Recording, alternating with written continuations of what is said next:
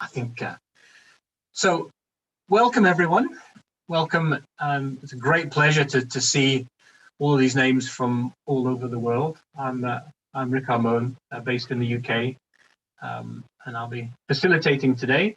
One hopes. We have 4 fantastic and illustrious speakers who have very kindly agreed to speak to us today, speak about occupational health challenges in Southern Africa. So you will all have seen the agenda and the program for today. So we are going to start with Dr. Moyo, and then Dr. Dorkin, and Dr. Frith, and finally with Dr. Kent. So the intention is to take you on a journey today. Occupational and corporate health has many different modalities and aspects to it. It's not just returning people to work, particularly when we're operating in other parts of the world, and in particular low middle income economies. It involves so much more. So Dr. Moyo is going to give an overview of occupational health in Southern Africa, and then Dr. Dorkin is going to be speaking specifically about mining, and then Dr. Frith is going to be looking at the international aspect from the World Bank in working within Southern Africa, and then Dr. Kent will be talking about the community initiatives that link in with a lot of what we do in these parts of the world, and a community program. I will introduce each speaker briefly before each discussion, but before I do, let me show you really what. So this is what you've entered into today. I'm bringing this up. This is fairly new, but what we decided to do, because there was such a huge amount of interest in this, we're actually going to do an OH Challenges Global Series. So we're going to go around the world in 8 days, although admittedly it's going to take us all year to do it, but it's in 8 days, 8 webinars. So today, which you have joined, is Southern Africa, and then you can see the regions there that we're also going to be touching upon during this period. So if there are any of you on the call, because I can see you from all parts of the world, and I think we've got representatives from each of these regions, if you would like to speak at any of these, then please send us a message to the SOM, and then when we're pulling together the programs for these, then we may well be able to include you within that. So please join us for, it's likely to be, like this is, the middle Wednesday of each of those months. So of each of those months, excluding July and August, it's going to be the middle Wednesday of each of those months. So there'll be a lot of interesting topics there. So please feel free to join us for any of those. And so here is today's program, and our first speaker today is Dr. Moyo, who is doing this from Zimbabwe, which I went to many years ago. It's a beautiful, beautiful country, the breadbasket of Africa, and Victoria Falls is just an amazing place. He is a specialist occupational physician. He's been practicing for over 20 years, but also an honorary lecturer at the University of, and I'll never say this right, Witwatersrand in South Africa, but also a lecturer at the Midlands State University in Zimbabwe. He's got a long list of accolades, and I'll really just mention a couple, but he is a past board member of ICO, and is president of the Zimbabwe Society of Occupational Medicine. And in his spare time, he is an illustrious footballer, and is passing on his skills as a football trainer to the youth within his area. So, Dr. Moyo, I hand the floor to yourself. Thank you very much, Rikard. It's an honor and a pleasure to run this presentation today. I don't want to say afternoon, because we know we have people tuning from all over the world. I'm going to share my presentation before I get into the details of today's. Just let me know as soon as it shows on the screen, Rikard.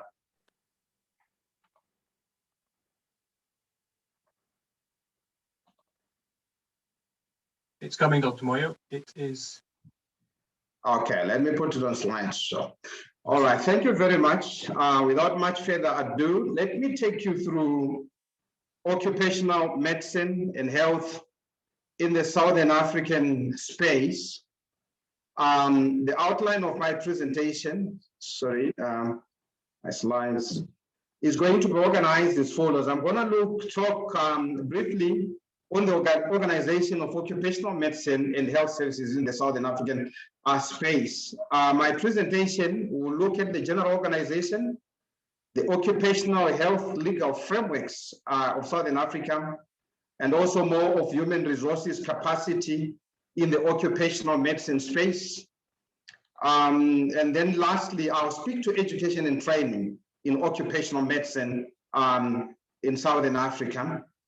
Maybe as a prelude to that conversation, I just want to point your attention to the fact that Southern Africa is quite rich with a lot of activities that range from mining, agriculture, manufacturing industries, as well as the service industries. And one major important thing about Southern Africa is that it is endowed with quite huge mineral reserves. We've got copper and cobalt in Zambia, diamonds in Botswana, Zimbabwe, and the other neighboring places. We've got huge gold deposits. So these minerals and the diversity of the industries in the Southern African space call for well-organized and comprehensive occupational health services in order to manage the attendant risks that are found in these jobs.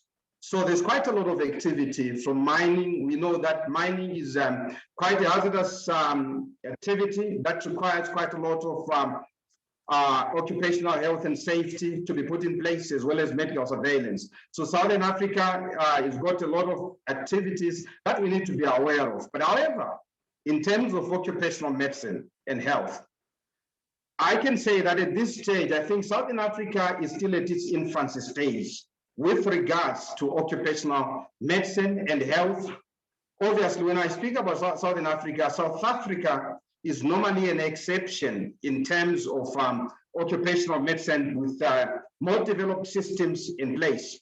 But the generality of the Southern African space, the growth of occupational medicine has had a protracted gestation where it has remained in the womb for too long. And the delivery of comprehensive occupational health services has been a complicated process, really.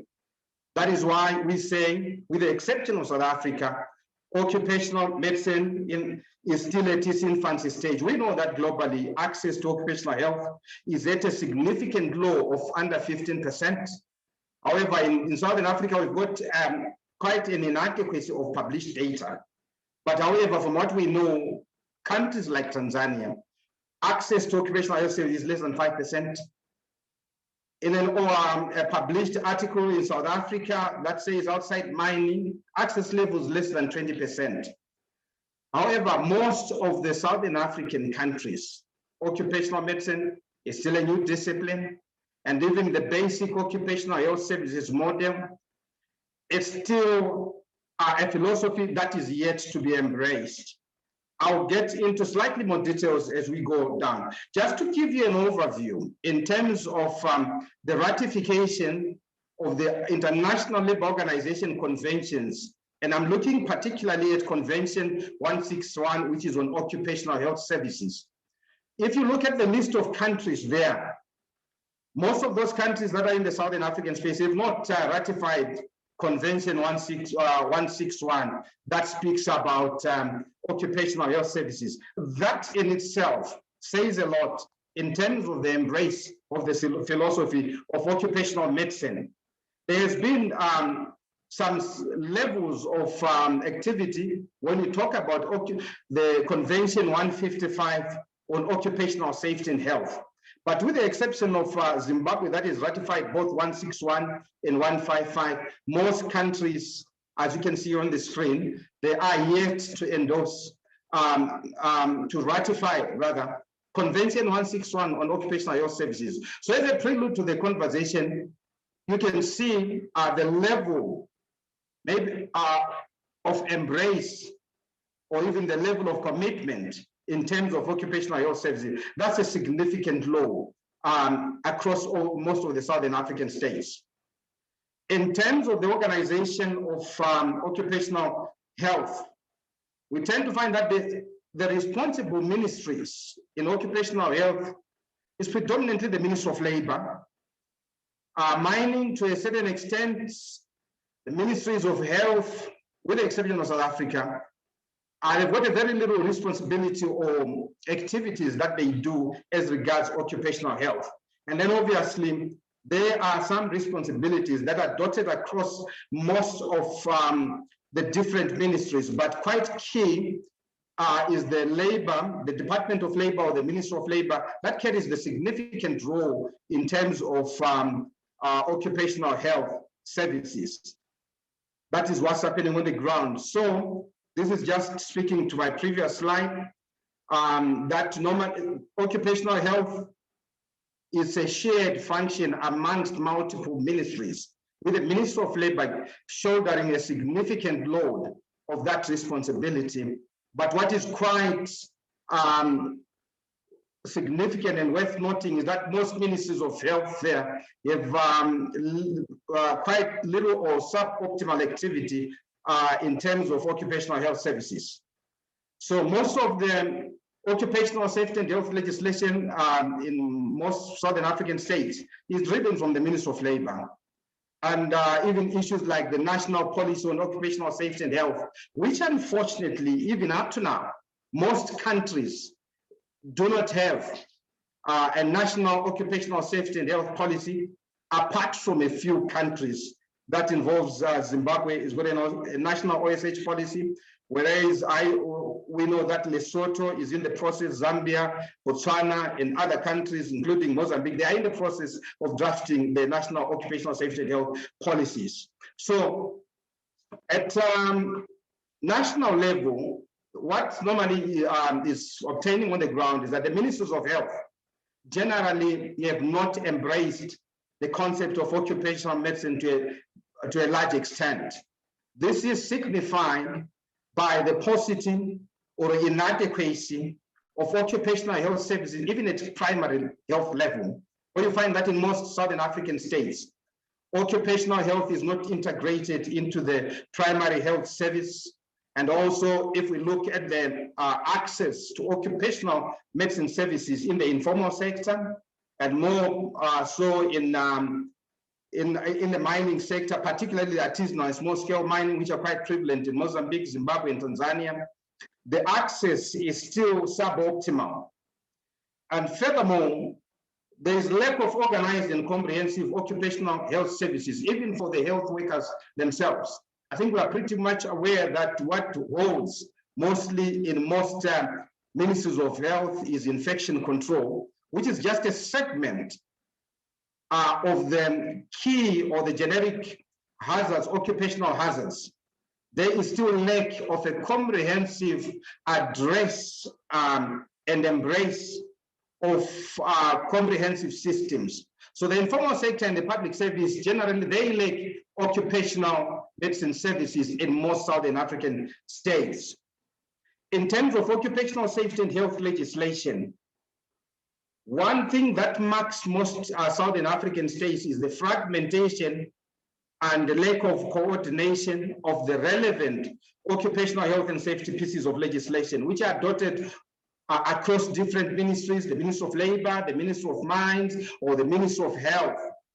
There still lacks in overarching, comprehensive occupational health legislation that will drive the offer of occupational health services to a higher extent.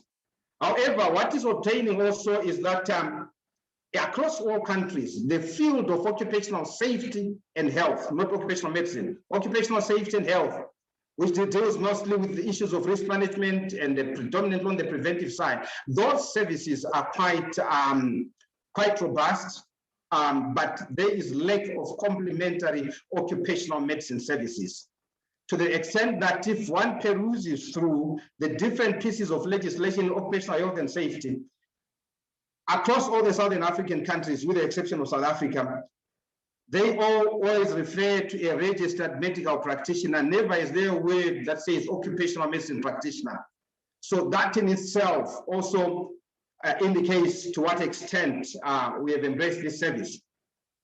Unfortunately, occupational medicine in the Southern African space, generally, it hasn't been recognized as a distinct specialty. South Africa is an exception, basically, in my description. So in most Southern African countries, the main anchors on occupational health practice, they are basically carried out by general medical practitioners and mostly also on the public health side.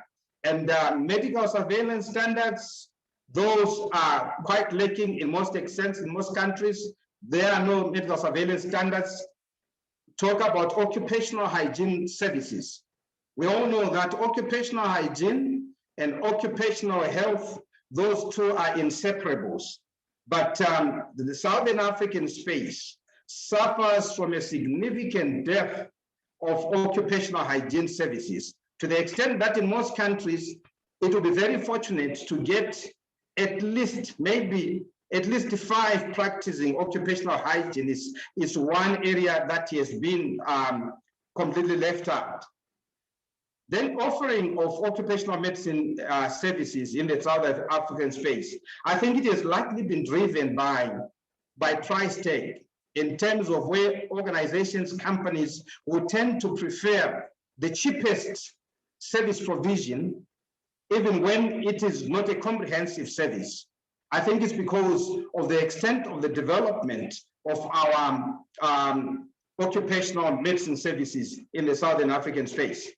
Key programs across most Southern African countries, that includes your hearing conservation programs, your respiratory conservation programs, your food handlers medical examining programs. They lack organized, up-to-date standards that guide that practice. For instance, even in this part of the world, in the Southern African space, we are still bogged with issues, for instance, where we have to do routine tests for all food handlers. And you do a chest x-ray, you do a stool for microscopy, you do a rectal swab, etc. That just shows how we lack the definitive, basic and fundamental standards within the African hemisphere. Hearing conservation programs, even most of our pieces of legislation do not set standards within that sphere. The same applies to the respiratory conservation programs, where even the skill or the technical expertise in terms of spirometry or geometry is still quite lacking. Workplace mental health programs are also other issues that are significantly constrained. So in as much as we are offering occupational health services, I would say most of these are being offered on a generalistic approach because of lack of occupational health standards, systems, and processes in place. Human resources has been one of the major problems across the Southern African space, particularly when we speak about occupational medicine specialists or occupational hygienists. Just as an example, you can see on the screen there, I managed to peruse through the different health professions council to check in terms of registered occupational medicine specialists across the different countries. Like I said, you can see in South Africa there, I got a figure of 44 registered occupational medicine specialists qualified as such. But you can see that in most of the Southern African countries, the number of qualified occupational medicine specialists is almost zero. So that is one of the fundamental drivers of a suboptimal practice of occupational medicine within the Southern African space. And it remains a major key challenge to leverage this and improve the human resource across the Southern African countries South Africa has done well. South Africa, even its training, is doing quite well, as compared to the rest of the other countries. In terms of training and education, we will notice that even the undergraduate curriculum, for instance, your Bachelor of Medicine and Bachelor of Surgery degree, in terms of its content and the time that is committed to occupational medicine is very minimal. Maybe to the most, it will not be more than 10 hours during the entirety of that medical training. So the knowledge, the training, the education still lags significantly behind. For instance, training in occupational medicine, when you have got people who graduate with a master's in occupational medicine or a membership or fellowship in occupational medicine, that only happens in South Africa. South Africa has got a number of universities that offer the MEd qualification, but the rest of the Southern African countries do not offer training in occupational medicine, such that most of our doctors who want to specialize, they have to go either to South Africa or go abroad. So the greater part of the literacy level in terms of education and training has really been from South Africa, and the rest of the Southern African space still needs quite a lot of investment within the training and even the curriculum. However, there is training in occupational safety and health generally, which are on the non-clinical side of occupational medicine, where different universities in Southern Africa do offer like postgraduate diplomas and master's degrees in occupational safety and health. But in terms of the clinical occupational medicine, that still remains very much constrained. And one of the major issues also comes issues of occupational hygiene. Outside South Africa, most universities do not offer training in occupational hygiene. As you remember, as I alluded to initially, that it will be very fortunate to get more than 5 or at least 5 practicing occupational hygienists outside South Africa. We still have a significant deficit in terms of education and training. But however, that does not mean that Southern Africa has no element or trace of any occupational medicine services. Like I said, it's at its infancy stage, but the wheels are slowly turning. Recently, there has been quite a number of initiatives in the region, and I have been fortunate to be part of those regional activities in the establishment of occupational health centers across most Southern African countries. Just to show you on some of the landmark developments in terms of the inception of occupational medicine clinics and capacity development, you see recently the Global Fund under the TIMS project, the TIP in the mining sector, did set up a number of occupational health clinics in Southern Africa.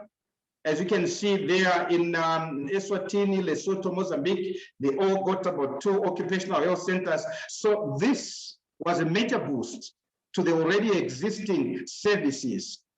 Another World Bank activity under the Southern African TB and health system support.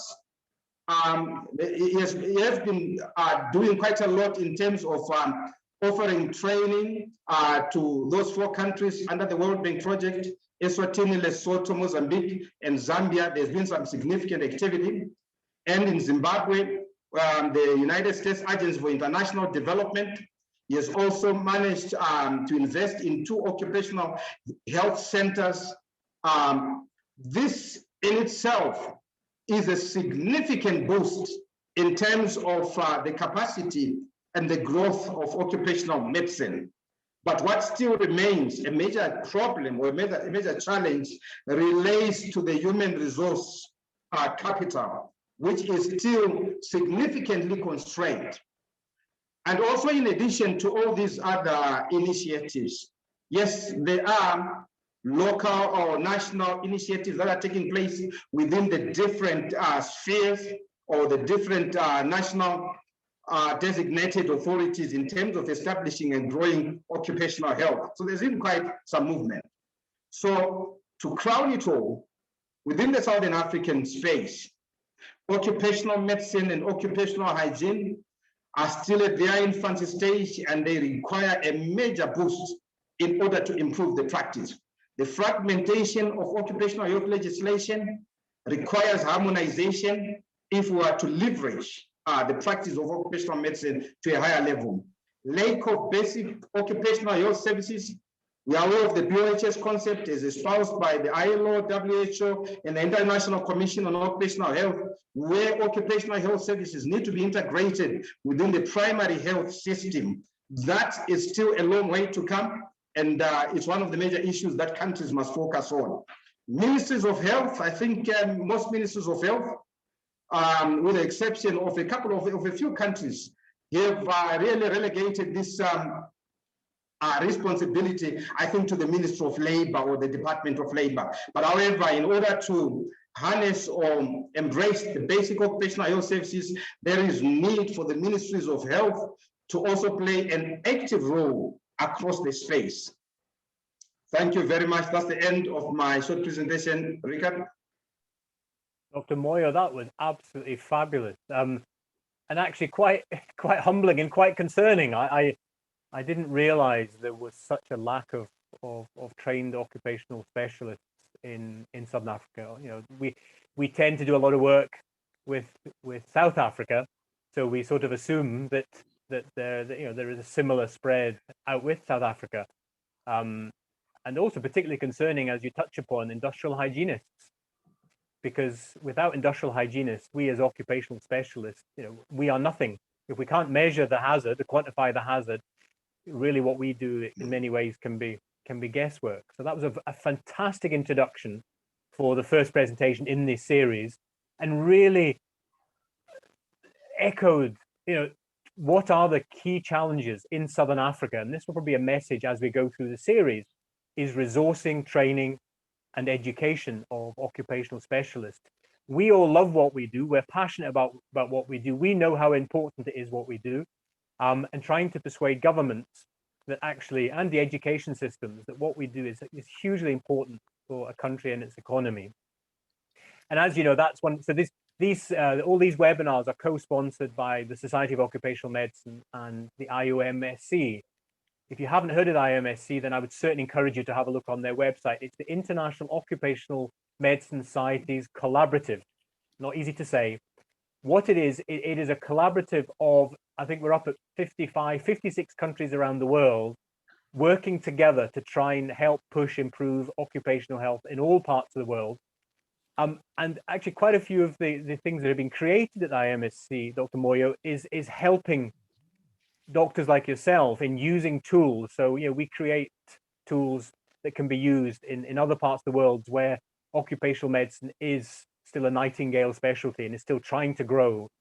So I would urge you to have a look on that site. But that was a really fantastic but quite humbling overview of Southern Africa. So thank you very, very much for pulling that together. If I could ask, I have so many questions to ask, but we'll cover those at the end. What are the solutions? How do we help improve that? I was very struck by the fact that you very much said that it should be embedded and integrated with primary healthcare. Well, I can tell you in the UK, we've been trying to do that for the last 40 years and we're still struggling. So if you have any tips on how we can do that, then please let us know, because yes, that is really how we embed it within the healthcare system. And now that ties in, so please post your questions on the chat, and then we will cover those questions in the Q&A rather than do it as we go along. We'll do a panel session at the end. So please do post your questions. That ties perfectly into our next speaker, which is Dr. Elton Dorkin, who is the Elton is the head of health at Anglo American. And his actually early career was spent in mining healthcare at Anglo Gold and Anglo Platinum. He then became the chief medical officer of Alovo, which is Lovo Sugar, which is Africa's largest sugar producer. And in his role at head of health, he's very much responsible for executing the next phase of innovative health strategy, and it's to transition to a digital-led health organization and embedding workplace health within that. And it's what Anglo call future smart mining. And Elton may touch upon that. But as obviously one of the major employers and one of the major industries in all of Southern Africa, Elton must be acutely aware how difficult it is to access the resources that Dr. Moyo mentioned. So perfectly ties in to Dr. Dorkin. Dr. Dorkin, over to yourself. Thank you, Rikard. Can I confirm that you can see my presentation? I know it says that. It looks good. It looks good. Great. So thanks, Dingani, and I think this is really, it's worked out really well, because I've referred to, even though this is something that we deal with every day, I think, Rikard, you forced me to go into the literature to also look at my personal anecdotal experiences are shared by what we're seeing there. And I think there's a number of papers, including one in 2018 that Moyo and colleagues have published. So a lot of information is there, and I'm not going to cover it, and I think it's a really good introduction. So I'm going to go straight on into my presentation. Yes, your numbers, I won't really agree. I can tell you there's at least two occupational health trained doctors in Malawi, one in Zambia, one in Tanzania. And I know that because when I was at Ilovo Sugar, my former job, we operated in all those countries, and we arranged an occupational health development program where there was at least one qualified doctor in occupational health on all of our sugar mills then. So, and that really speaks, I didn't think about that before this meeting, but it speaks to the topic that I want to talk about. And that is, what should our role be as large corporates in these countries? And I think that's what struck me, was that there's a problem statement being put out there. And I think we've got a role to play. We concern ourselves with occupational health within our own organizations, and we have world-class occupational health services in our facilities and the resources to be able to do that. And often we only spend our time on primary health care and non-occupational health services outside the fence. So that's really what the theme of my presentation will be as I go through this. And what does the private sector bring? What specific strengths? I don't think we should try and replace government. I think we need to decide what we're good at and how do we assist to solve this problem. So hopefully I'm answering part of your question there, Rikard, is what can be done about this problem? So that's the theme of my presentation. So just to confirm, yes, indeed, that there are a number of challenges. And yes, there's a massive differential between South Africa and the countries around. I'll tell you where we operate and some of what we see. So Anglo-American is about 104 years old now, but traces its roots in the Kimberley diamond fields and Southern Africa, and has operated in many countries across Southern Africa, the DRC, Zambia included. While our business is global, 60% of our colleagues remain in Southern Africa, Namibia, Botswana, and Zimbabwe. These countries evidently face significant occupational health and medicine challenges, including South Africa, but different challenges. As a global organization, we are concerned about, we consider our host communities to be part of our business. And whenever we think about our business, we think about those communities as well.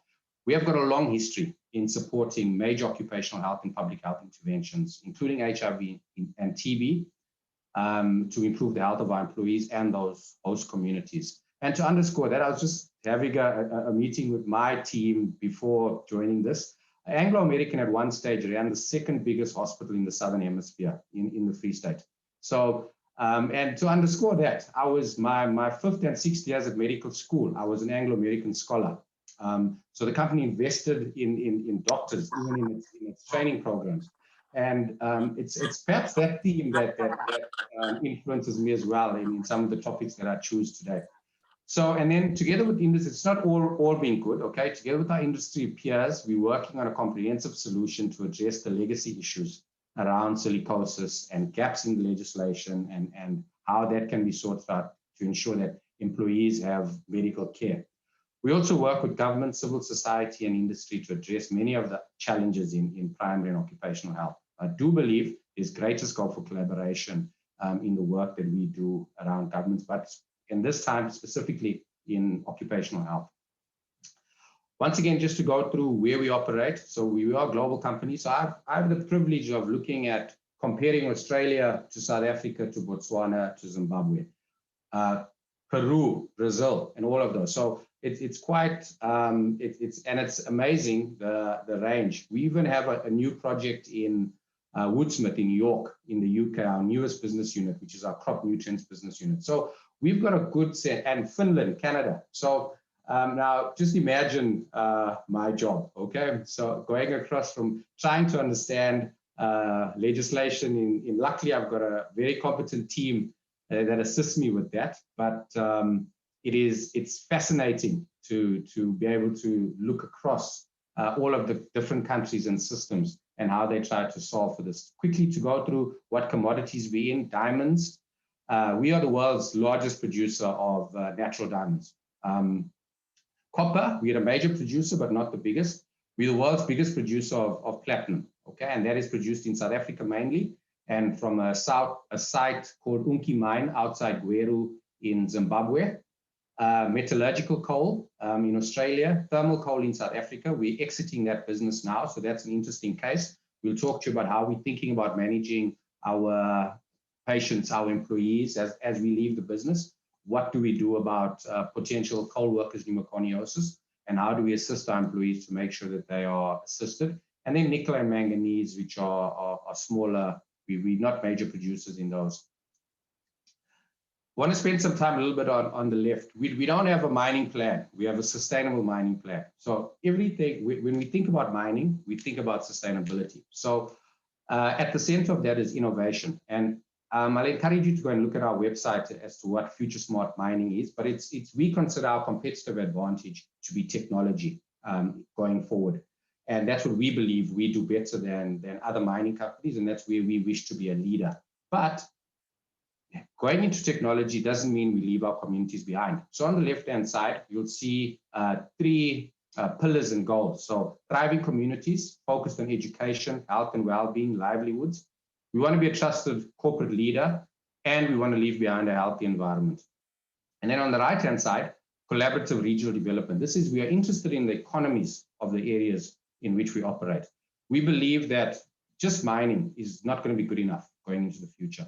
And I think when you think about our approach and how we want to get through this, there's a lot of opportunities for us to improve occupational health as part of in those areas in which we operate. And I'll talk a little bit more about that as we go on. Okay.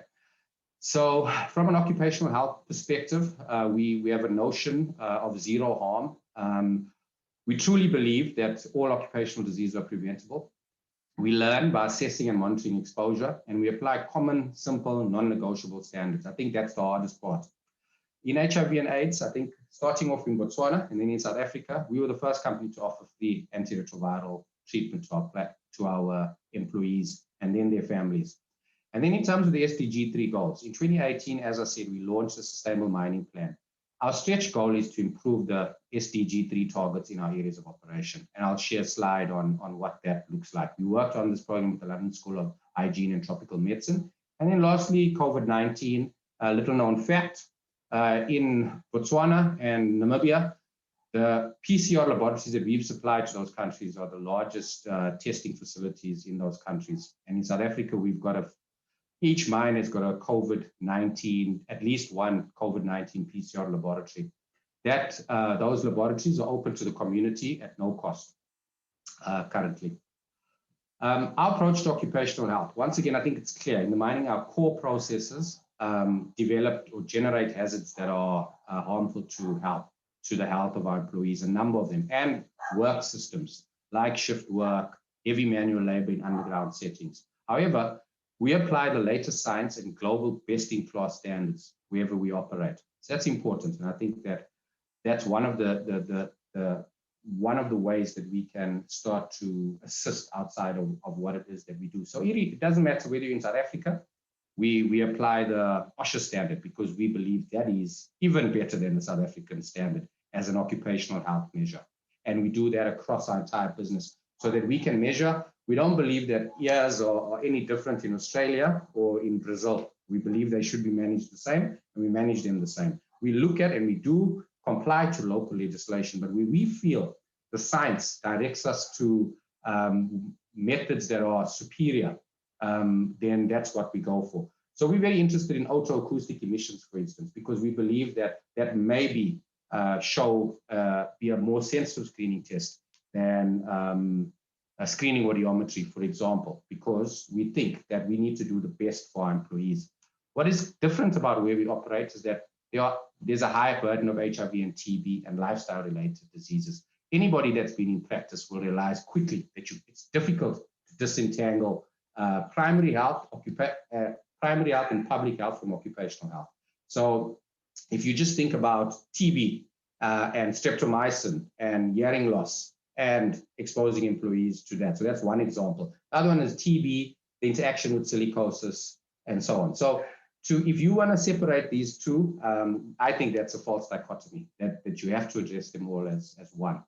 How do we think we can and should work together? We think from a school level. I think the point was made. Occupational hygiene is a mathematical discipline, deals with epidemiology, measurements, statistics.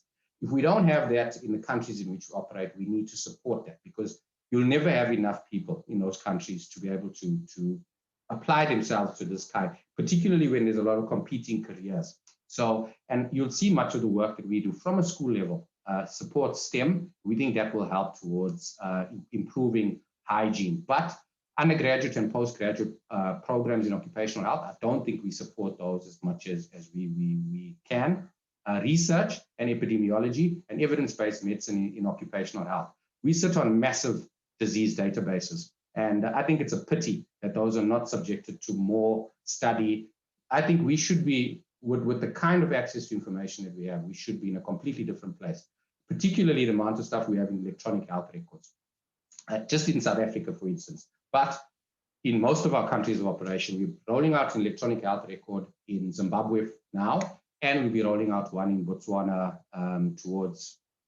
during next year, so that all of our we've got electronic health records in all of our sites. At Ilovo Sugar already, we had we're looking at electronic health records, but most of the information, like audio information, spirometry information, sits on databases. Clearly, if you read Dingani and his colleagues' work, is that the state of the economy, the amount of people in informal employment, the amount of unemployment, the number of people in primary industries affects the practice of occupational health, and we happen to be in those countries. Also, the overall investment in health in general, I think I made that point earlier on. And then occupational health policy and regulation. How do we work together to get that? And probably for me, the biggest one is the science or the research practice gap, and how do you get that functioning through the system? So if you look at legislation in South Africa, it's there, but it's based on old science, and the process of updating this information takes a while. Now, maybe being a bit critical, because it's still a lot better than a lot of other countries, but it's still something that everybody needs to look for areas in which they can improve. So, and then in terms of what us as companies do, firstly, obviously our contribution to the economy. So the more foreign exchange earnings, the more jobs, the better that country does. Therefore, the more access to opportunities people have. Contribution to health, as I said, we can't separate public health and occupational health. And then occupational health leadership in the company. I think there should be no excuse for us to not take that position of having world-class systems, really good systems. But I think what we haven't done, and we do that, is to make sure that we extend those. So we often take up a lot of the cost of developing software, developing healthcare systems. How can we use that to drop the overall cost of healthcare services and occupational health services for our contracted populations, for instance? And then leveraging our core competencies. As I mentioned, future smart mining. How do we are in mining, we're interested in technology and data analytics. And we think the same medicine is on the verge, not on the verge, it is already going through that transformation. And that's where we think we should be able to, and I'm just highlighting one particular area, but I could speak about all of them. So exposure science and occupational medicine are eminently suitable to technology and innovation. Large data sets, sensor and device driven. It's one aspect in medicine. So we've now just rolled out 40,000 Samsung watches for contact tracing in our employees. But those watches are also location sensors, and they also measure heart rate and so on. So I think all of that is in place. There's a lot that we can do in terms of technology in occupational hygiene and medicine. Our operations tend to have a lot of connectivity. It doesn't matter where they are, because we need that for the work that we do there.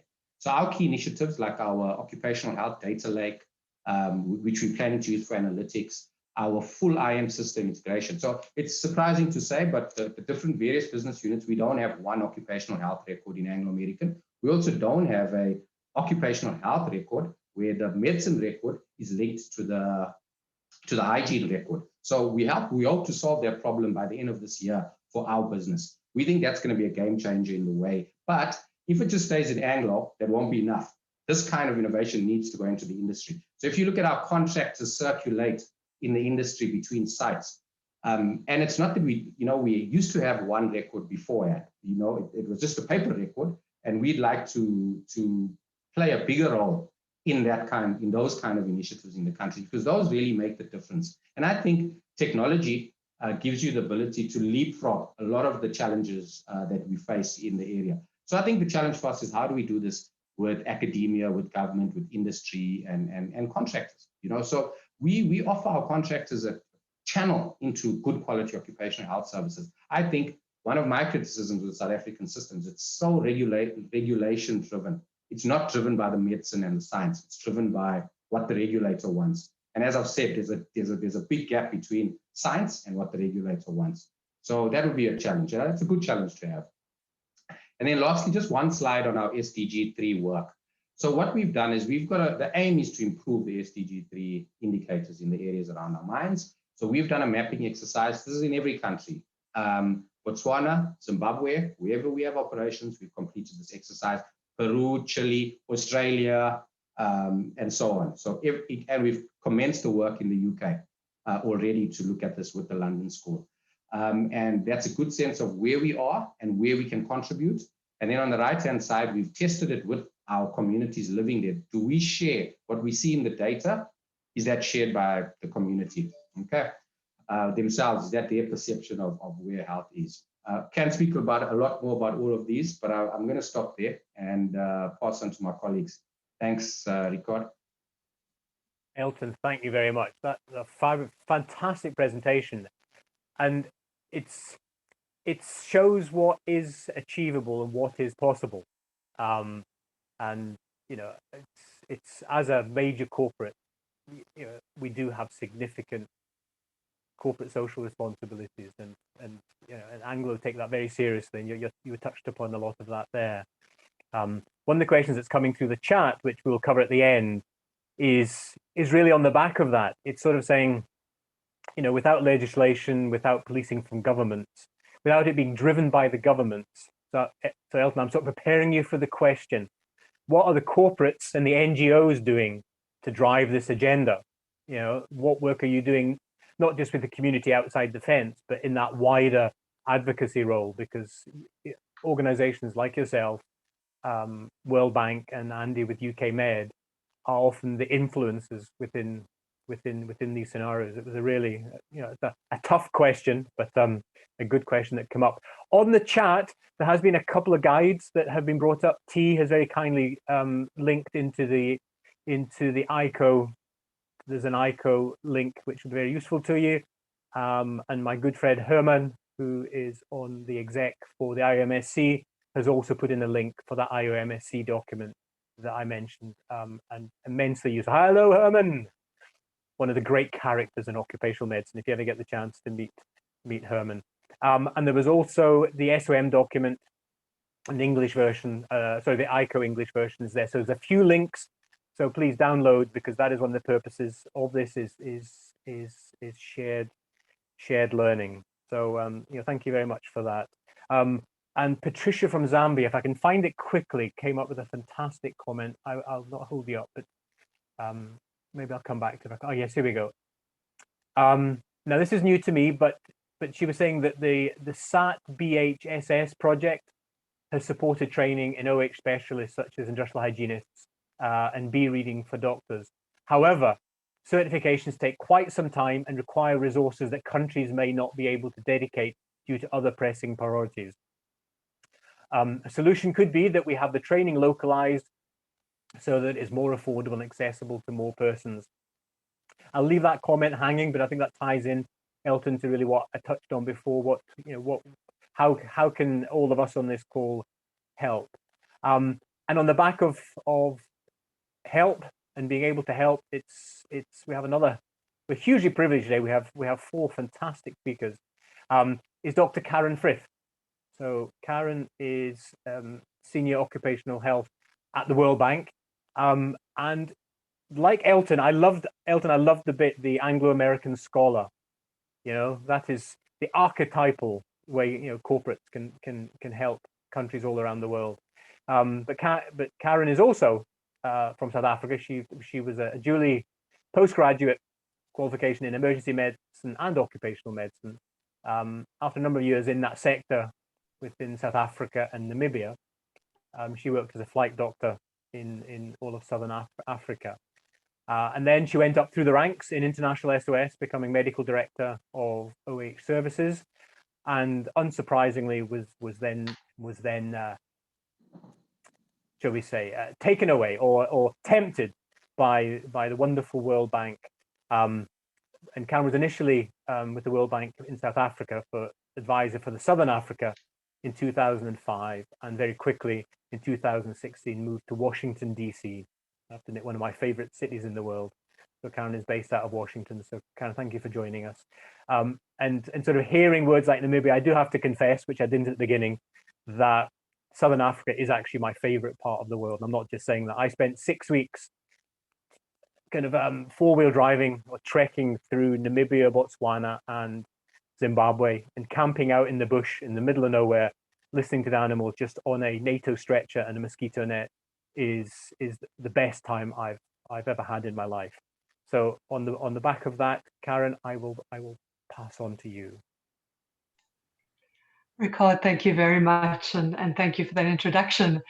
And I feel like I'm really coming behind greats here, so I'm going to do my best to sort of dial it down a little bit in terms of talking about occupational medicine when you're talking about an institution. So I took some liberty with the topic. When Rikard had approached me originally, I said, I'm not sure I can talk to the challenges of occupational medicine in Southern Africa, but what I can talk to is the challenges in a global workforce based in South Africa or Southern Africa. So I'm going to talk a little bit about our duty of care as the World Bank Group to our staff, and focus down on that aspect. And I'll talk a little bit about what the World Bank Group is doing as well. So because as Rikard said, I'm based in the US, we tend to put disclaimers up on our slides. So opinions in this presentation are my own. And I was also given strict instructions that I should share interesting photographs in this presentation. I'm afraid these are about my only interesting photographs. But as Rikard said, I was a flight doctor for a number of years, both in South Africa and in Southern Africa. And so I got to see a lot of hospitals in Southern Africa. And that just really prepared me for my job, originally in occupational medicine in South Africa, but then moving to World Bank and being able to advise on Southern Africa. So during this talk, I'm going to be sharing a few examples from my organization. And so I wanted to give you a bit more background on the World Bank Group. The World Bank Group is obviously the premier development agency as an international finance institution. Our twin goals, or our mission now, is to end extreme poverty and promote shared prosperity. And we do this by working in every major area of development around the world. We provide a wide array of financial products and technical assistance, and consider ourselves both a knowledge bank and also a finance institution. We're in 130 locations around the world, and we've got staff from 170 different countries. And finally, the World Bank Group is considered a UN agency, so we're part of the United Nations family, and that's going to be relevant to my talk a little bit later. So just to say what World Bank has been doing in times of COVID, many of my colleagues have been working very tirelessly to really try and build recovery and boost resilience in this time. So in October, we announced that World Bank had been part of a group helping to get a package of $160 billion to developing countries to fight the COVID pandemic. And this means that about 1 billion people across the globe will get vaccinated. So really proud to be a part of that institution, and proud to be part of the team. And my role within the World Bank Group is I work with a group of other OH doctors, and just commenting on the privilege of having multicultural perspectives. So, for example, in fact, one of my colleagues is on today. We've got an OH doctor from Croatia. We've got OH doctors from New Zealand. Some of our safety specialists also from New Zealand, and really just have a diverse and multicultural group, which I think really helps to bring us a perspective on OH that we wouldn't have if you're based in one place, or only have training from one area. So when we conceptualize health and safety within the World Bank Group, when we do our hazard identifications, we always think of ourselves in the context of individual health, what the impact that has on the workplace, and what the impact the workplace has on our individual health. And then we also want to think about the environment as well. And so I wanted to drill down on two specific examples from an occupational health perspective, which was basically how did we manage COVID-19 and duty of care to our staff, and also thinking a little bit about mental health and care access, and what the implications of these are specifically in Southern Africa. So a little bit more about our staff. As I said, we're from 170 different countries. And what that means is people have very different expectations about healthcare and about the sorts of services that should be and are available to them. We have our retirement age is 67. So, we have some older staff as well.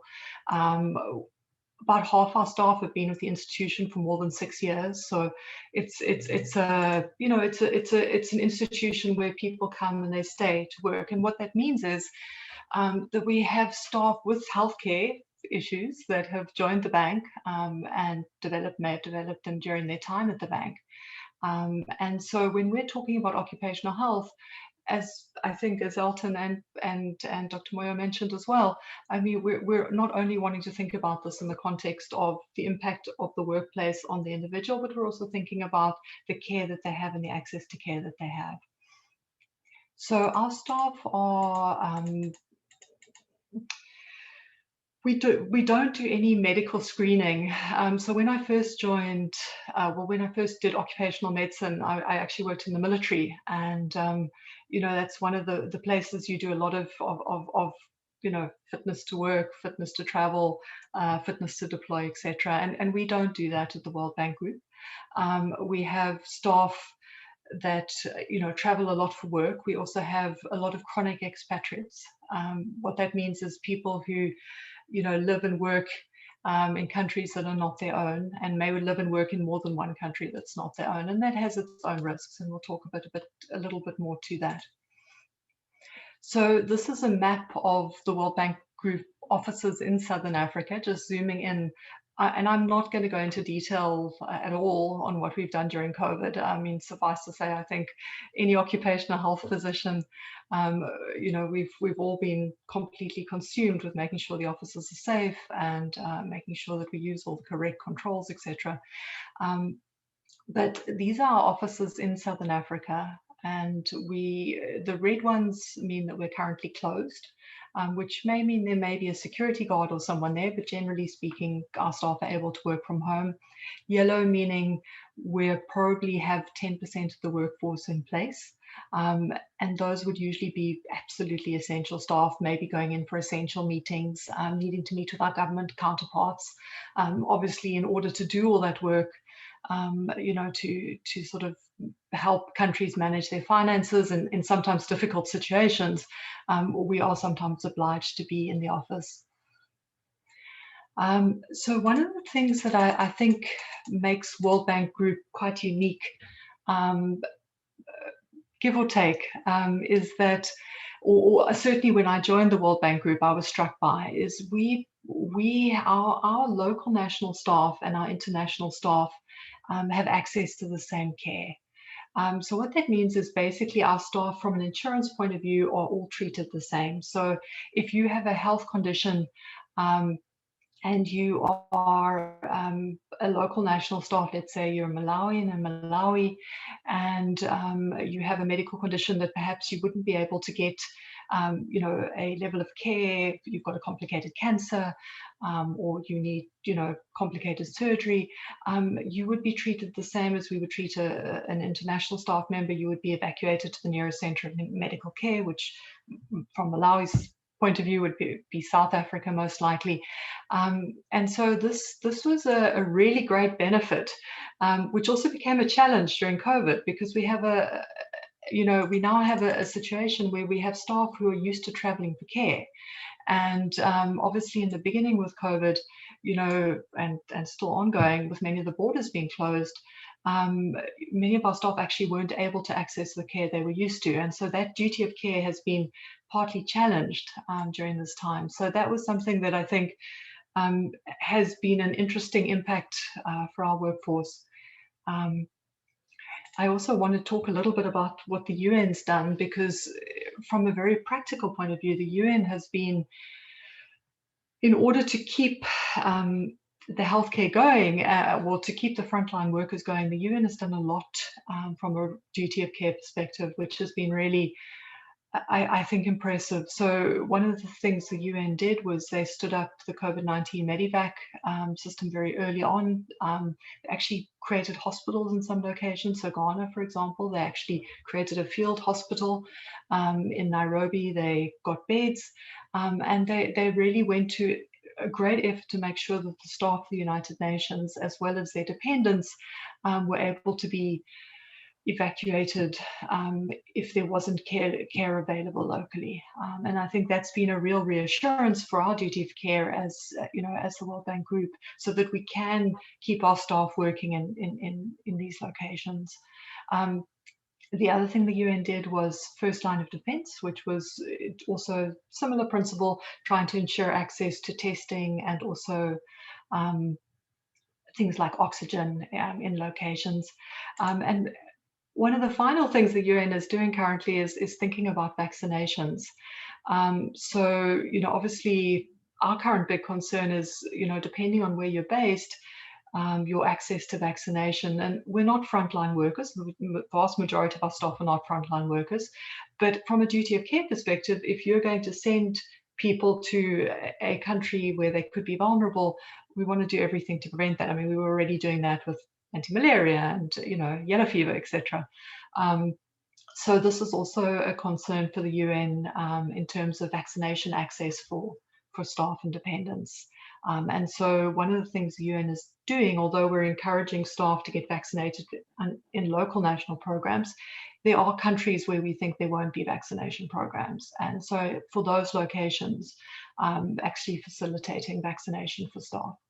I do think there are going to be two interesting occupational medicine questions sort of for future considerations with COVID. The one is obviously, what is the requirement going to be from a vaccination perspective? Are we going to see staff needing to be vaccinated, or companies requiring their staff to be vaccinated?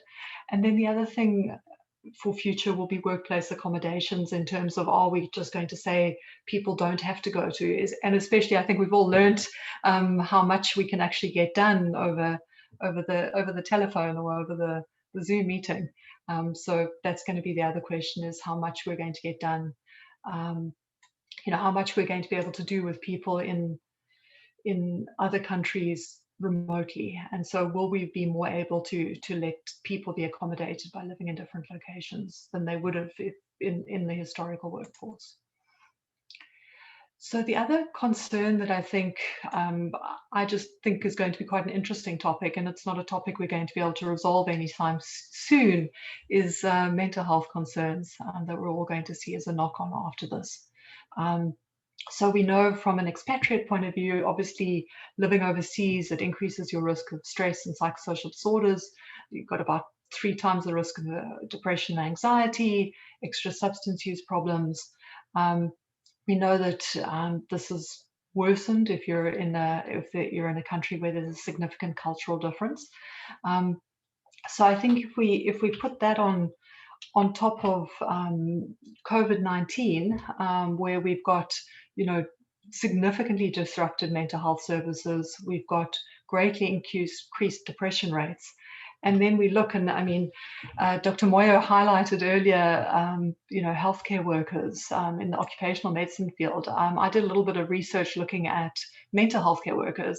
And if we use Switzerland as a benchmark here, you've got about 40 times the number of psychiatrists in Switzerland than there are in South Africa. Okay, if you use Switzerland as a benchmark, you've got 1,000 times the number of psychiatrists per 100,000 population than there are in Mozambique. And this is based on the WHO statistics from 2015. So, this is going to be, I think we can safely say, from a COVID point of view and from a mental health concerns into the future, this is going to be a significant concern for those of us who provide support to staff in more difficult locations. And I think it also begs an interesting question about telehealth across borders, and that's something that we're probably going to need to think about and explore more as hopefully COVID helps us to actually break down borders in the future. So, and that's my final plea to everybody from a sort of hierarchy of control as occupational medicine specialists. When we're thinking about mental health, I really feel strongly that we shouldn't be putting the responsibility on individuals. We should rather be encouraging us as organizations to take care of the mental health of our staff, and really, thinking about your personal resiliency as more PPE. So that it's the health of the organization that's actually really important. And so as a final picture, just to show you my mountain, and yeah, I just say thank you for your attention. Thank you, Caryn, and thank you for finishing with pictures. I sound like a bit of an ogre that I was. It's the afternoon in many parts of the world, and it's always nice to talk about what we do through pictures. So thank you for showing us beautiful South Africa, and I'm sure you'll agree. Another fascinating talk from a completely different angle, and that was really the intention today, was to talk broadly about as many different aspects of corporate health. And you'll notice we haven't spoken a lot about COVID. Caryn did mention that. And COVID is going to be one of the challenges, as Caryn says. What can OH do? What's the new remote working? And the ethical conundrums that are all sat on our desk at the moment is, can COVID testing be made mandatory by employers? And even more challenging here in the UK, can COVID vaccination be mandatory before people return to the workplace? These are tricky questions which we'll not be covering today, but certainly I'm sure it's a similar challenge all around the world. And next, great honour that Dr. Andy Kent, who has actually just returned, and he's had to spend 10 days cooped up in a 3-star hotel at Edinburgh Airport, to be able to speak to us today after his recent mission. It's a great honour to have Andy join us today. Andy is an orthopaedic consultant surgeon up in NHS Highland, and after the Okavango Delta and Sossusvlei in Namibia, is probably the second most beautiful place in the world. But Andy and I both qualified at Edinburgh. Andy was 4 years ahead of me. You wouldn't think it, looking at us. But so Andy was born in Malaysia, but was schooled in Scotland. So he's like me, he's an honorary Scot. But while at Edinburgh, he joined the Royal Army Medical Corps and then moved into armed services, where he trained as a consultant and trauma orthopedic surgeon. and via that, understandably, has deployed all around the globe, and in particular in very severe, austere, and hostile environments. And that's one of the reasons why Andy sits with myself on the Faculty of Remote and Rural Healthcare. Became a consultant orthopedic surgeon in NHS Highland 2002. Again, he doesn't look old enough, but yes, he does. And very importantly, the additional work that Andy does on the humanitarian side is that he's the medical advisor for the Halo Trust, and was actually recently deployed to Mosul for 2 months, actually looking after the Iraqi colleagues who in managing battlefield civilian injuries. I mean, how amazing is that? He's worked in every continent, including Antarctica, and in February last year was appointed a surgical director for UK Med, and UK Med are a large supporter of this series and what we're doing today. So UK Med is, I mean, Andy can probably correct me, but very much an NGO providing humanitarian healthcare all around the world. I sort of describe it, it's sort of a combination of Médecins Sans Frontières and USAID. It kind of combines those two, so it's doubly powerful. And Andy's last mission, which he's just returned from, is going to demonstrate what a difference it can be made by NGOs, corporates on the CSR agenda, which is why Andy very kindly has agreed to speak with us today. So Andy, over to you. Thank you very much, Rikard. It's a great honour to speak at this illustrious event. And what I want to do today is just to give you a broad overview of our role with the UK EMT in Eswatini. As Rikard says, I've only just returned from Eswatini, and in fact, a lot of the clinical team are still in country, continuing to serve. So this initial slide may raise 3 questions. One is, where is Eswatini? The second is, who are the UK EMT and UK Med, and what is their relationship? And thirdly, who is Andy Kent? I think Rikard's given you a quick overview of me, and I won't insult you too much by describing the geography of Eswatini, because I think this audience is well versed in that. So I'll skip through this. We were based at Babani, the capital of Eswatini, but actually did most of our work in Manzini, which was the commercial center. As you can see here, Eswatini is an absolute monarchy, and it's run by King Mswati III, and has been since 1986. For my local audience, comparing the Kingdom of Eswatini to the Scottish Highlands, where I'm currently based, the first thing I would say is that their emblems are remarkably similar, aren't they? Which is, I found, quite bizarre. As you can see, Eswatini, a relatively small country with a young population of about 1.2 million. It's divided into 4 main regions and subdivided into chiefdoms, which are very similar to the clan system of the Highlands of old. It's a landlocked country, surrounded mainly by South Africa, but also Mozambique on the northeastern border, and has a very low per capita health budget when you compare that to the Scottish Highlands. Obviously, HIV and AIDS and subsequently tuberculosis are a major ongoing health issue, and the country, the Ministry of Health, has been very reliant on international donors to support the HIV response. So, who are UK Med and the UK Emergency Medical Team? Well, essentially, the UK Emergency Medical Team is the British government's frontline response to sudden onset disasters around the world. The UK Med is a charity based in Manchester in England, which does all the logistical support, particularly the recruitment, training and coordination of staff for the UK EMT.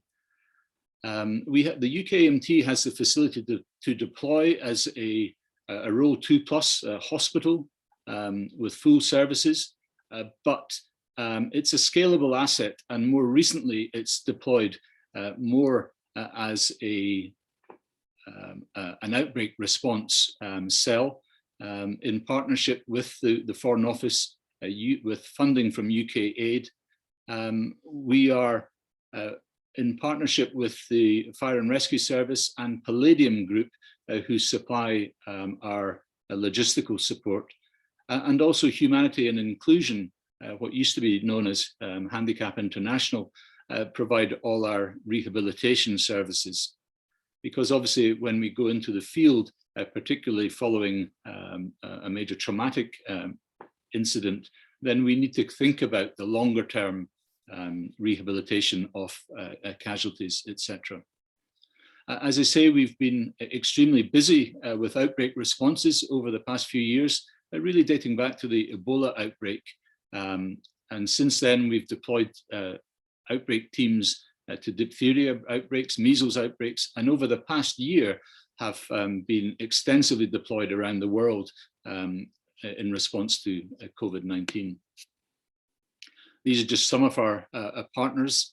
As I say, Palladium Group, Humanity and Inclusion. The funding for the UK EMT comes from UK Aid, and we are very reliant on the Fire and Rescue Service for our wash facilities and logistics when we're deployed in the field. As Rikard has mentioned, my medical journey, I trained at Edinburgh Medical School. I was commissioned into the Royal Army Medical Corps and initially served 2 years as a medical officer for the Gordon Highlanders, seeing service in South Georgia, in the Antarctic, in Kenya, and in Northern Ireland. I then trained as a general surgeon and subsequently as an orthopaedic and trauma surgeon. And I finished my military career with 16 Close Support Medical Regiment as their orthopaedic consultant. In 2002, I retired from the military and since then have been based at Rigmore Hospital in Inverness, where, as Rikard says, I've been involved in several humanitarian agencies, including the Halo Trust, the Primary Trauma Care Foundation, which is an Oxford-based charity that runs trauma courses. And with them, I've worked in Mozambique, South Africa, Zambia, Zimbabwe, and Namibia, running trauma courses there. I'm also on the faculty of the Remote and Rural and Humanitarian Healthcare at the College of Surgeons in Edinburgh. And finally, I'm the branch president for SAFA, the Armed Forces charity here in Inverness. So I will mention the COVID-19 pandemic, and unfortunately Southern Africa was as involved as any other country in the world, and perhaps particularly so in Eswatini, where there was a rather precarious healthcare system to start with. These are WHO figures from early in March, and as you can see, over 17,000 confirmed cases with 652 deaths in Eswatini.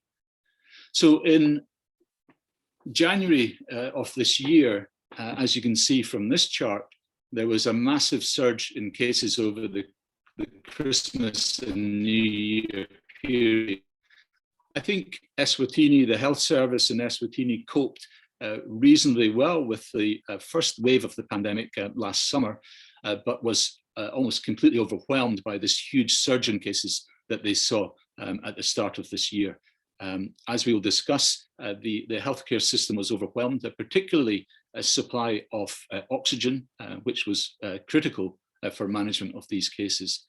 As you can see, the case fatality rate overall was up to 3.6%, but in some of the regions was significantly higher than this. So what happened at this stage is that the Ministry of Health appealed to the in-country WHO for international help. That appeal was sent back to Geneva to the EMT Secretariat, who then put out an international call.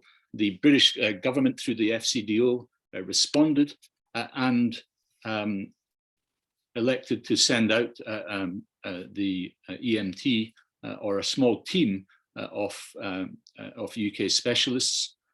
And the UK Med recruited and deployed this team. As you can see on the left of the screen, I was the team lead. I was very ably supported by Dr. Ngoni, who is a public health specialist from Zimbabwe, and also our risk communication community engagement lead. David Anderson is a very experienced health coordinator from a nursing background, who most recently has helped to set up the Nightingale Hospital in Manchester, along with Tony Redmond, Professor Tony Redmond, who incidentally helped to set up UK Med when he was an emergency medicine specialist in Manchester.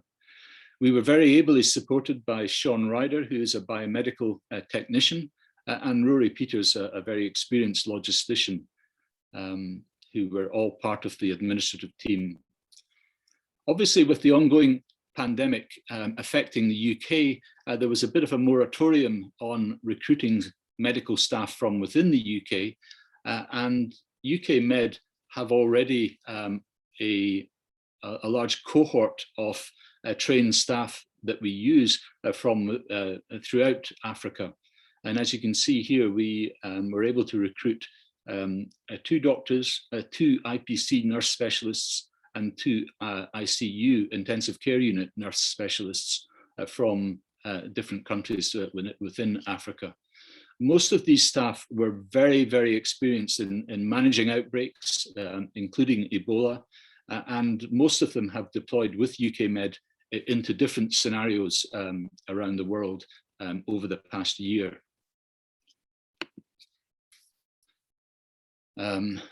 This is a picture of our team when we arrived in country. Obviously, logistically, getting the whole team into Eswatini took a lot of time and logistics, and the team arrived piecemeal over a period of 1 week. Once we were all on the ground, our remit was to assess the situation in real time, to review the SOPs and guidelines in country, and to come up with some action plans to deliver both formal and informal training, and to build capacity within the Ministry of Health, both the capacity of individual frontline healthcare workers, but also technical capacity, such as oxygen supply within the country. And our third remit was really to oversee the risk communication and community engagement to make sure that the message was getting out into the country. However, once we'd arrived on scene, there was a degree of mission creep. It's a military term, just to say that our mission it was gradually extended whilst we were there. I think, having realized the seniority of some of our team and our capabilities, we were asked to, rather than address the situation to the local Manzini district, to look at the problems more nationally, particularly with a view to risk communication, community engagement, but also to look at the national problems with oxygen capacity and training. And then towards the end of our mission, we've been asked to contribute to the national vaccination rollout program, again, mainly from the risk communication and community engagement approach. So on the ground, we assessed the local treatment centres in Manzini, the Mavuso Treatment Centre and the Memorial Hospital. And we also visited the Luke Commission Hospital. It's a charity hospital just south of Manzini, which actually received a lot of the very severe cases, and they had to deal with this paucity of oxygen supply. And that became one of our major goals, was to try and improve the oxygen capacity throughout the country. As you can see on the left, the hospitals were largely dependent on oxygen being delivered by cylinders from Southern Africa. But obviously, when the surge in demand came in Eswatini, there was also a surge in demand in Southern Africa. And so the oxygen supply was at one stage 50% of requirement. So rapidly, liquid oxygen facilities were brought into a country and set up. And we also tried to turn the tap off by training the frontline staff into how best to use alternatives to bottled oxygen, such as oxygen concentrators, and how to maintain these. We therefore geared a lot of our training towards the frontline staff appropriately using oxygen at the bedside and not wasting oxygen if at all possible. As this chart shows you, when we arrived in country about 2 weeks after we were requested, we saw that there had been a dramatic drop in cases, and you can see here that there's been a very significant drop in both cases and the fatality rate. And this is a graph of Southern Africa, and you can see that the same situation was happening throughout Southern Africa, this massive drop-off in cases. We're not entirely sure why that has happened, and I think there's a lot of investigations to go on, but this dramatic downturn in cases, as we say, is multifactorial. However, the case fatality rate in Eswatini remained at about 3.8%, despite this massive drop-off in cases. We felt that this was an ideal opportunity to revise and consolidate staff training, particularly with a view to infection prevention and control, personal protective equipment, the donning and doffing of PPE, and teaching basic life support and oxygen therapy to the frontline staff. The lessons that we learned were really that we had to plan and prepare for a third wave of cases. There has been a degree of fatigue amongst both the community and the frontline workers in Eswatini. And there's this expectation that now that the second wave is gone and there's a vaccination around the corner, that there's nothing to worry about. I think there is a very strong risk that there will be future variants of concern in Southern Africa, more aggressive virus, more rapid transmission, and there is still a risk that the treatment facilities will be overwhelmed if this is not addressed. As you can see here, this is just from this weekend, the local newspaper. 20,000 doses of vaccines have been delivered in country. Unfortunately, these are AstraZeneca vaccines, and this is already causing a lot of disquiet in the local media. Finally, I would like to just say that getting the team into country and indeed out of country required a lot of administration, a lot of the occupational health setup at UK Med in Manchester, extremely busy and extremely efficient to facilitate this. I would just like to say thank you, or siyabonga in Zulu, to my team particularly, some of whom, as I say, are still out in country working just now. Both these staff are from Nigeria, and to the team back home at UK Med for coordinating the mission. And finally, this is a view from our hotel accommodation, looking from Mabani down the Eswatini Valley, and just to show that it is an absolutely fantastic, beautiful country. And I really hope that it don't suffer with a third wave of cases and that they return to peace and quiet. Thank you very much, Rick.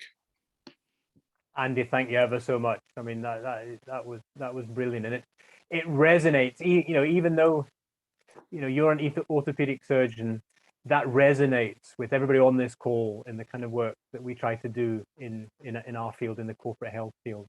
And for me, the big word that sort of comes through there is collaboration.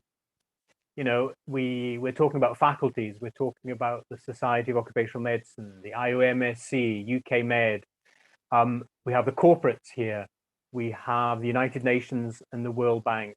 And all of us as individuals and the NGOs and all of us on this call is, these are the challenges that everyone on this call faces and really is striving to push forward.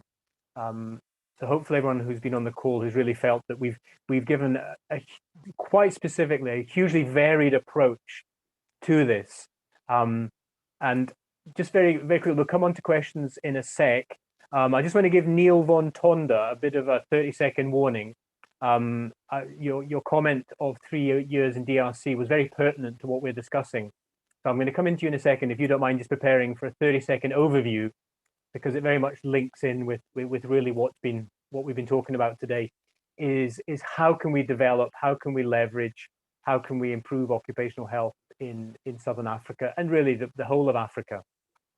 Just very quickly, there's another 2 links which will be very useful to you. One, I fatally mentioned the word COVID and vaccinations, but Nick very kindly has attached the link there on the FOM has released a sort of statement on the ethics of testing and immunization within the workplace. So that link is there. So that's a useful for your toolkit, and also a really good article from the Journal of Occupational Medicine on the similar topic. But before I come to you, Neil, I really just want to ask Andy very quickly, how on earth, in case any of us, because I'm actually probably traveling next week, so I'm going to have to spend 10 weeks in isolation. How on earth did you cope in a small hotel room for 10 days? You know, I have to be honest, if I'd known I was going to have to spend 2 weeks in isolation, having had 4 weeks in country, I'd probably have either not done it or extended my trip to make it more worthwhile. I was able to gather up quite a lot of work, administrative work that I could do online when I was back at the hotel, such as preparing this talk for you guys. But yeah, it was hard work. I mean, in my military time, I've spent quite a lot of time in similar type situations, and I think the internet makes a huge difference these days. The irony of this call, Andy, is we have people from all over the world: Canada, the Middle East, the US, Australasia, all parts of Africa. And the one person who seemed to have the worst internet connection was yourself. It was fine, but it cut out a couple of times. So clearly, perhaps the Highlands is the middle of nowhere after all. It's not Timbuktu. Actually, I've been to Timbuktu, but that's another story. Neil, if you don't mind, I don't mean to pick on you, but it was a really interesting comment, and I think it ties in to really the theme that's been coming out from today. So you've mentioned you've had 3 years in the DRC. Just very briefly, can you really talk about the challenges, and did you find any solutions, or have you got any useful tips for everyone else on the call? Yes, thank you very much for the opportunity. First of all, yeah, I was fortunate enough to spend 3 years in the DRC, trying to implement, as a project leader, trying to implement the National Occupational Health Program in the DRC on behalf of the Ministry of Labour there. So firstly, some of the challenges. One of the challenges, reliable electricity. With that is the internet. In other words, you must prepare yourself with laptops being charged and so on. By the time, you'll be lucky if you have 50% of the time electricity. The cost of delivering supplies. I mean, recently, last week, we sent up supplies worth 500 Rand, costing 4,500 Rand at the end of the day, a 5-time, fold increase due to taxes and revenues and courier fees and so on. So somebody must absorb this cost. Then corruption, another problem. We know of a couple of instances where the HR manager demanded some kind of kickback on every medical being sent to the doctor itself. These are real problems. Training, Dr. Moyo has elaborated quite well on that. But no tertiary clinical training in Botswana, Zambia, Zimbabwe, etc., not even mentioning the other smaller countries, Malawi, Mozambique, Angola, and so forth. Now, you're dealing with a certain skill set, and we actually needed to tone down some of the lecture material to be able to conduct some of these lectures for the nurses and so on. Then calibrating devices, if you look at an audiometry needing to be sent from Kolwezi, for instance, back to Johannesburg for calibration, those are practical challenges. Then the non-regulation means also that these limited services, it creates a captive market, with the customers there needed to be satisfied with their substandard service levels. That also leads to very expensive services being delivered there. And then, so we believe the problem, and of course, the stretched and limited human resources. So our model was to train GPs, empower them through e-health technologies, with experts on this side having oversight and over those GPs. That is the only way to actually to provide a service for the future. You will never be able to train enough doctors and nurses and so on, but you can empower them for the GPs and nurses to be able to provide a service then with oversight from afar. Then one of the other big problems was exactly the TIMS project, where $30 million have been allocated through the Global Fund, in 12 clinics, and Dr. Moyo has also mentioned that. To my knowledge, and I might be wrong, but very few of them are operating. And the only staff being employed at the moment is security guards actually guarding these containers with these sophisticated equipment in.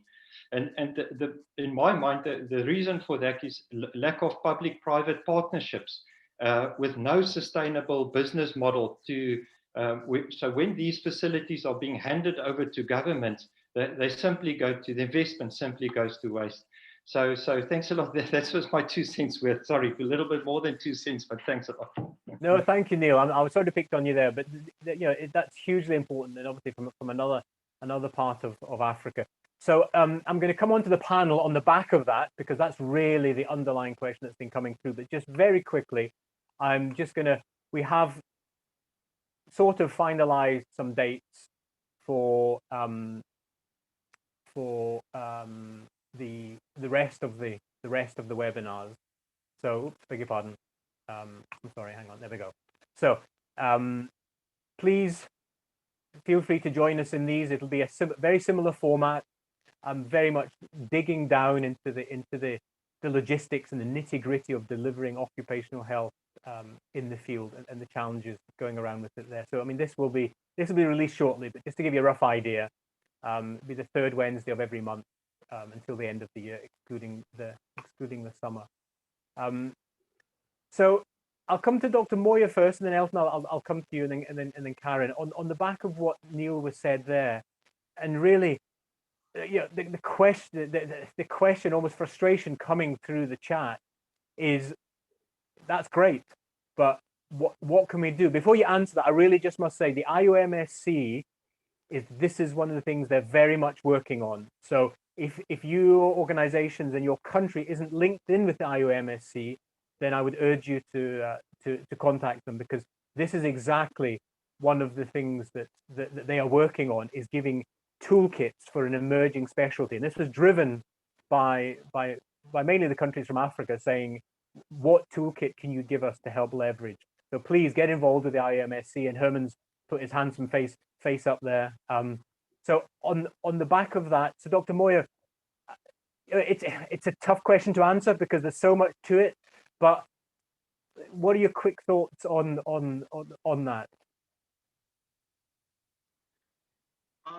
One important thing, if I got to right, in terms of the establishment and the growth of occupational medicine in the Southern African space, yeah. I think the key issues they raise on the commitment, national commitment at the top level of governments in terms of ministries of health to take an active role in the establishment of occupational health services.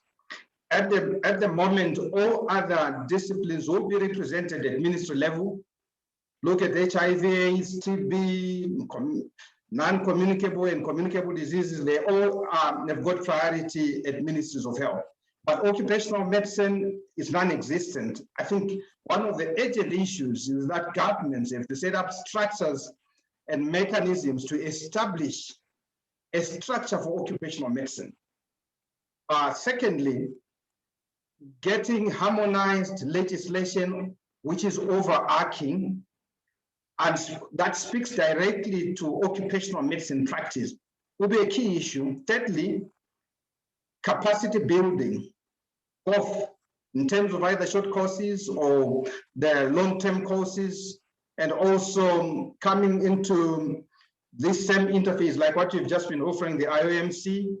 I think those partnerships will go a very long way in terms of improving occupational medicine services in Southern Africa.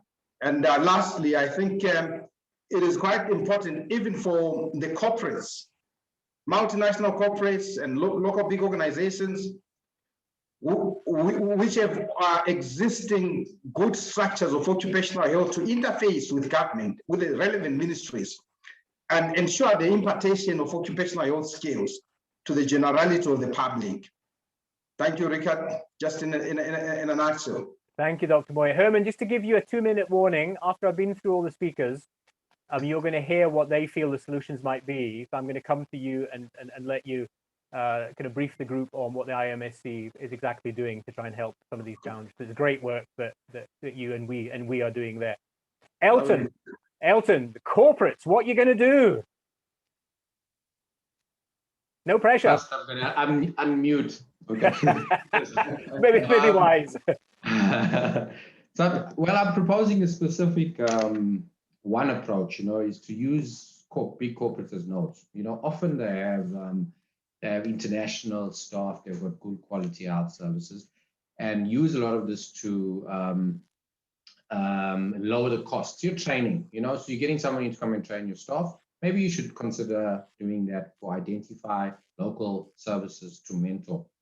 I'm serious that this technology thing, things like audiograms, I don't see why we need people at all to do them, okay? Because the it's entirely automated. So, use technology. And I know there are challenges, but these are the things. We put a cell phone into, so many people's hands in Africa. It can be done. We just need to find that pathway. And then given a choice between two things, I think if you have a choice in occupational health between medicine and hygiene, choose industrial hygiene. That's, we don't want to get better and better at occupational medicine. I keep on telling my people, we don't want to become good at diagnosing things. We want to get good at preventing them in the first place. So that should be the focus.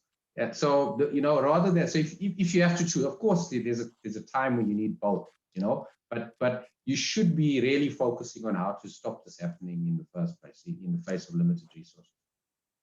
Thank you, Elton. Absolutely. And I that's what I said at the beginning, is that without the monitoring of the hazard, we in occupational health, we have nothing. We've got to manage the risk on data. And you've actually second guessed my final question, but so I will, which is on the technology and exactly what you're saying there. But I'll touch upon that when we come to that, and that'll be we've gone over time, so we will continue until probably another 5-10 minutes if people want to stay on. Caryn, what are your thoughts? I think I'm more from a philosophical bent of that, I think corporations, but also governments, need to actually understand their duty of care to their employers. Because unless we change that mindset, it doesn't matter how good occupational medicine is, it's not going to impact the sort of the embedding of occupational medicine. And that's, I think, for me, what the most important part of all of this is getting governments to understand and getting corporates to understand the impact they are having on the people who work for them and how it's actually a good investment to have healthy people. So that's the angle philosophically that I would approach this from. Yes, I mean, as nations and as corporations, I've spent most of my life in corporate health, and I did a lot of years, 9 years with ExxonMobil, and that CSR agenda is so important because we are in the community, we're working there, so operating outside the fence. Andy, what are your thoughts with what you've seen? And I know you're not an orthopedic specialist, but from your point of view, what would you advise us to help make a difference?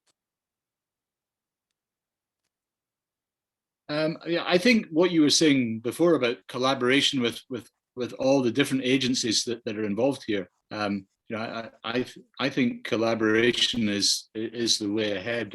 I think that's one of the big lessons that I learned from doing this role as a team lead. Sorry, I've got a poor communication, poor signal here, but yeah, definitely, I think you've got the skill set there, and you just need to collaborate more. Andy, thank you, and that's the perfect segue into Herman. Well, thank you, Rikard. I'm very honored to be amongst this big group of enthusiastic occupational health doctors as mere mortal citizen. I've worked, I think, in many continents, helping governments changing their system of occupational health. So at legal level and also at very primary healthcare level. And I recognize much of what has been said, that in many countries, in developing countries, it's very difficult, apart from the big multinational organizations, to actually have good occupational health care in medium and small sized enterprises. So that's what we recognize, the few people who are in IOMSC. And we developed since 2013 a connection between the occupational health societies in different countries in those years. And we're not competing, but working together with ICO, that's more scientific.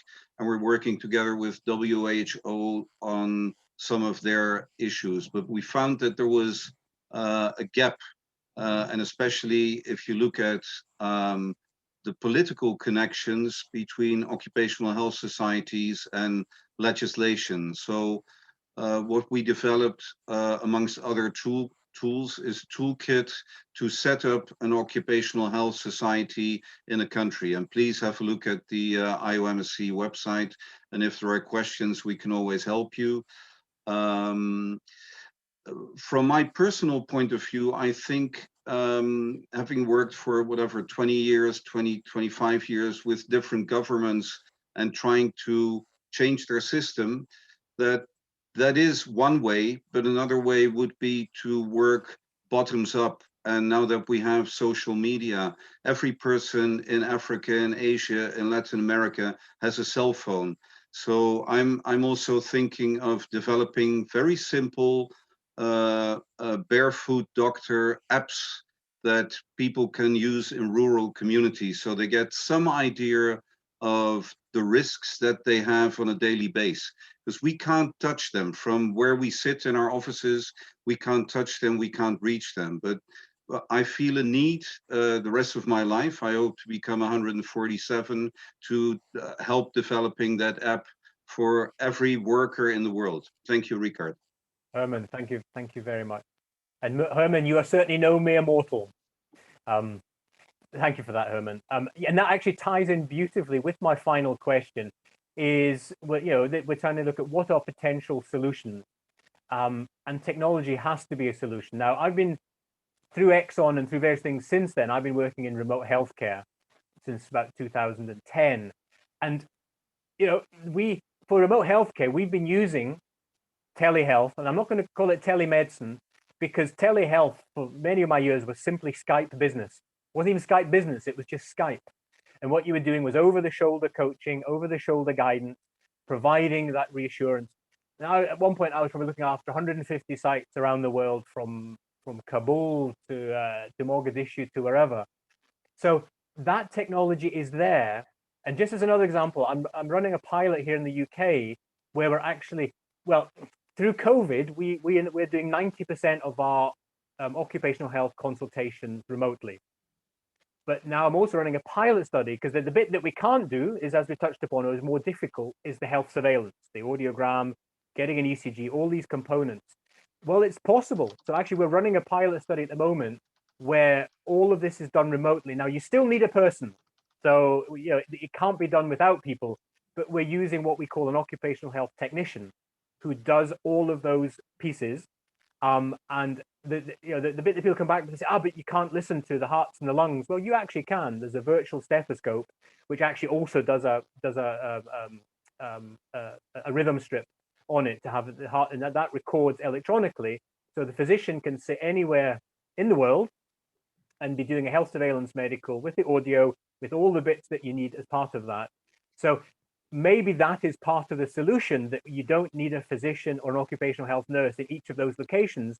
You need somebody, and it doesn't have, it's somebody who is just trained up to use that equipment, but that feeds into a physician or an occupational health nurse who is sat centrally. So there's just a couple of examples to feed into that next question. Is what, is technology, Dr. Moyo, is that a potential solution for filling this resource gap? Yes, I think that's quite important, like you mentioned, that technology, it needs to be embraced. And this is also the opportunity, or the most opportune time, to take advantage of it and see how best we can tailor make it, particularly at a very simple and comprehensive level. Thank you. Yeah, absolutely. And Elton, you touched upon this already. So, I know you're working on this as part of, so you're probably ahead of everyone on this. So we'd be interested to hear your thoughts. Yeah, look, I'm thinking only lung function tests need somebody, because they need so much, even, you need a set of earphones to do an audio. You don't need a technician, So most blood pressure, most of the tests of occupational health can be automated. They can be done online. And and then capacities, and for long COVID assessments, for instance, we think we can set up a central. It improves quality because you get a consistent, the same people doing the work over and over, better supervision, and consistency of outcomes. Especially when you've got one problem. We've got 29,000 employees exposed to noise. We need to do 29,000 audiograms around. How do you make sure that the quality is there? I think it's almost essential. We think we can put one central location. Only country laws prevent us doing this globally, because a South African doctor can't necessarily treat a Chilean patient, So that would be the challenge. But other than that, I think most of occupational health, there's very few areas, as I say, and very few people need lung function tests, So a lot of it's done. There's a lot of waste. There's a lot of unnecessary testing being done out there, We'd focus on the set. Think of dermatology, occupational dermatology. What do you need? You need a good quality camera, and so on. So many of the problems of occupational health, the challenges in occupational health, can be converted. It'll take a while, but there's, as I say, there's a few pockets I think we can only semi-automate, but most of it for this particular type, for the type of assessments you need to do. What I think we've got a lot of excess testing, unnecessary testing as well. And so if you get your hygiene data right, you know what to do. You focus on those patients who need occupational health services. There's this thing now, sort of everybody gets it, and that's the opposite extreme. But so happy to chat on that. Fantastic. Yeah, you touched on one of the hardest things to manage in remote healthcare is dermatology. It's skin lesions, dentistry, and mental health. None of which are in your normal curriculum. Even surgery can be done. So I'm going to come on to Andy to talk about, because there are over the shoulder, Andy and some of his other colleagues are supervising surgery going on around the world by using technology. So Caryn, and then I'll come to you, Andy. I just want to make a plug for telemedicine legislation. I think we can't do this unless we have good, cross-country legislation. So, but I think Andy and surgery will be more interesting than that. So, Andy. Thanks, Caryn. Thanks. Yeah, I think this is definitely the way ahead, and with our work through the college, the Royal College of Surgeons in Edinburgh, and with the Primary Trauma Care Foundation, I think these are opportunities to provide over-the-shoulder surgical supervision. It's something that we're looking at extensively on training, and I guess another agency that we haven't mentioned is the David Knott Foundation. Some of you will have heard of David Knott, who runs trauma surgical courses, particularly in the Middle East. He's done extensive work in Syria, but he's introducing what's called the HEST course, the HEST, Hostile Environment Surgical Training course, and they're looking at more and more innovative ways of delivering that course, because obviously during the past year it's been extremely difficult to deliver, and we're using all sorts of new techniques, using models, using as we say over the shoulder surgical supervision. And I think this is definitely going to be the way ahead for certainly delivering training, if not actually delivering surgery. Fantastic, Andy. Andy, thank you. And yeah, I'm hugely passionate that and I call it telehealth. Be careful when you say telemedicine. Whoever pays your bills will have a panic attack because everyone assumes telemedicine is expensive. This is telemedicine. Skype is telemedicine. It doesn't have to be expensive. So I think on that bombshell, we have overrun. Apologies to Nick and Nick at the SOM, but we just seem to be having such fantastic discussions. I really didn't want to shut us down, and we've still got almost 100 people still online. So we must have been hitting the right button. So thank you to the speakers for your patience in staying longer than we'd requested. Thank you to everyone who's attended. I hope it's been interesting. I hope it's been stimulating. We could certainly do another Southern Africa or even a whole Africa one again. Please just let the SOM know. We're happy to do that, because we are all kindred spirits. We love what we do, and this is a way that we can all help each other learn more and go forward. So thank you everyone for attending. Apologies that we've overrun, but I hope it was worth it. And thank you for the speakers.